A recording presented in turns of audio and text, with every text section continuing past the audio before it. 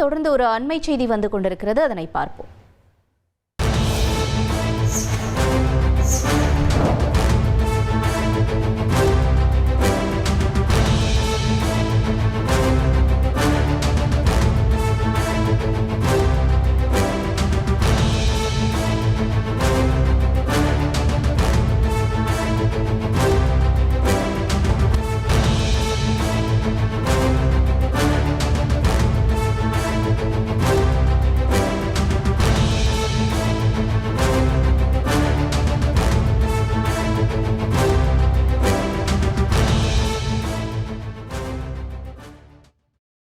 தற்காலிக பேருந்து ஓட்டுநர்கள் நடத்துனர்கள் போராட்டத்தில் ஈடுபட்டிருக்கிறார்கள். முக்கிய செய்தியாக பார்த்துக் கொண்டிருக்கிறோம் நேயர்களே. இது தொடர்பான தகவல்களை எமது செய்தியாளர் நவீன் வழங்கிட கேட்கலாம்.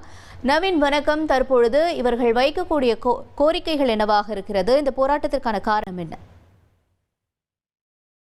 வணக்கம். அதாவது சென்னை கிளாம்பாக்கம் கலைஞர் நூற்றாண்டு பேருந்து நிலையத்தின் நுழைவு வாயிலில் தற்காலிக அரசு பேருந்து ஓட்டுநர் மற்றும் நடத்துனர்கள் போராட்டத்தில் ஈடுபட்டு வருகிறார்கள்.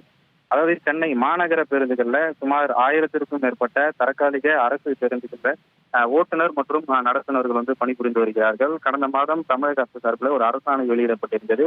அந்த அரசாணைகளை புதியதாக 3000 பணியிடங்கள் நிரப்பப்படும் எனவும், ஓட்டுநர் மற்றும் நடத்துனர் ஆகிய 2 உரிமங்களும் வைத்திருப்பவர்களை பணிகள் சேர்ப்பதாகவும் அந்த அரசாணையில் தெரிவிக்கப்பட்டிருந்தது.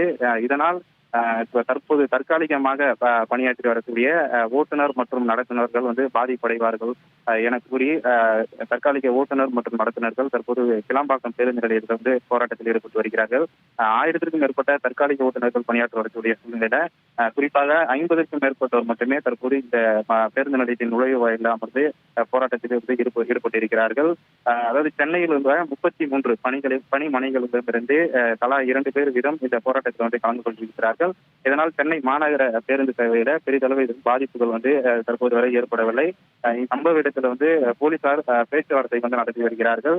இவருடைய முன்வைக்கக்கூடிய முக்கிய கோரிக்கையாக கடந்த மாதம் வெளியான அந்த அரசாணையை ரத்து செய்துவிட்டு புதியதாக ஒரு அரசாணை வெளியிட வேண்டும். அதில் ஓட்டுநருக்கு தனியாக ஆட்களையும் நடத்துனருக்கு தனியாக ஆட்களையும் எடுக்குமாறு அவர்கள் தெரிவித்திருக்கிறார்கள். மேலும் தற்போது தற்காலிகமாக பணியாற்றி வரக்கூடிய இந்த ஓட்டுநர் மற்றும் நடத்துனர்களை பணி நிரந்தரம் செய்ய முன்னுரிமை அளிக்க வேண்டும் என அவர்கள் தெரிவித்திருக்கிறார்கள்.